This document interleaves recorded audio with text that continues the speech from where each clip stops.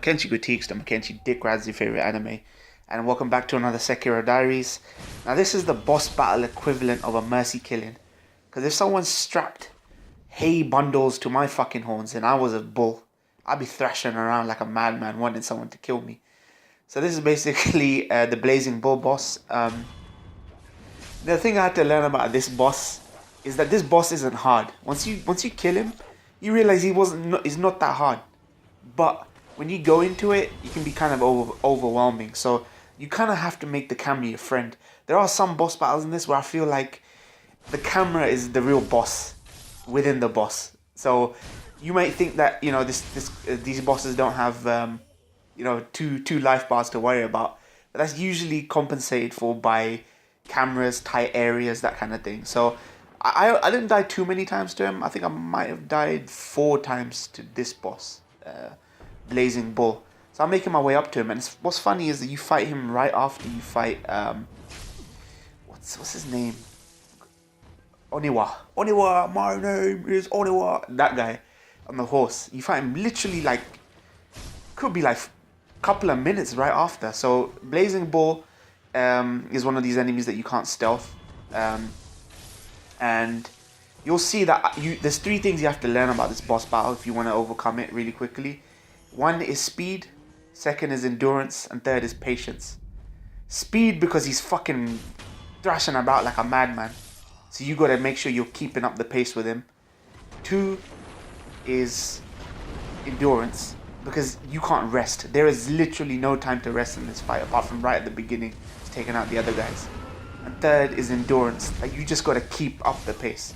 Sorry, the 3rd is patience, because even without firecrackers, you're gonna have to look for the tells and just be patient with this fight. Because even though I used firecrackers for this fight, you don't need firecrackers to do this. It just take longer. Now my strategy here is very simple. If you see him running to your left, circle strafe right. If you see him running to your right, circle strafe left. And you're going to notice that I'm very, very consistent with this. And this is something I learned the hard way. I was like, look, I need to make the camera my friend. The camera is my friend here. Get some good space, keep him locked on, and just keep your eye on him. Never lose focus on this guy, because you're going to notice a bunch of near misses. So you notice that what I do is I circle strafe left when he's charging right. And when he's charging right, I circle strafe left. And when he knocks into a wall, I get behind him and slash him. Now, what happens when you slash him is the camera kind of orientates right in the middle, and you're right next to his head. So after you've got a couple of slashes in there, stay away from his head. Just keep away from the front of his head, because he's going to start thrashing his head around. You do not want to get near the front of that head, is the key. And it's very simple. You're going to see that he charged at me there. That was really the only death here, because my endurance was probably not the best, because my eyes are still healing, right? So I got some distance. There, look, you're going to see a near mid there, right there, by fucking skin of my teeth. He fucking missed me. And this is, you kind of like, you know how those guys in those, what's the word, Mexican countries, or do bull kind of shows? You got to be like that. You got to be like one of those guys. So I'm just constantly keeping him in the camera. You can tell he's leading right, so I'm going left. And the minute he leads left, I go circle straight around right. That's all you really need to follow. And if he gets too close to a wall, he'll probably stumble a bit. Get behind him, slash him. Stay away from the front of his head. He always reorientates himself. So that he does that little skid there, and then he comes the other way. Then he skids again, now he's going left. He's going to skid again. There, and he's going right. So you notice what he does. That skid is your cue to get ready to strafe the other way. And then you get behind him and he slows down a bit. Stay away from the front of his head. Really, that's all you need to do.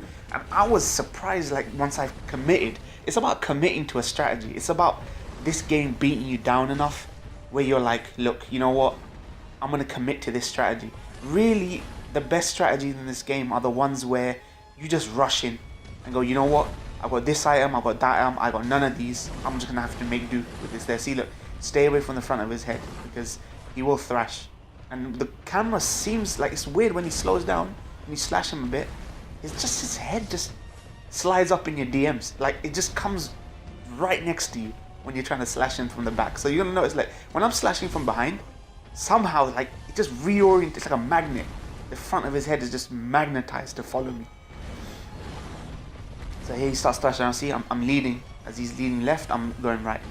So it's very simple. This is probably the most... this is probably the best boss for following a rule and sticking to that rule. And it will help you. Like, it's easy to panic there. He's just charging off. So this is a mercy killing, man. This guy, this bull is in pain, man. And you just need to put out its miseries. If you look at it like that, you can kind of relax yourself a bit and go, look, I'm trying to do you a favor here, bro. There, look. That's animal cruelty, though. You just attached a hay bundle to his fucking horns and just set him alight.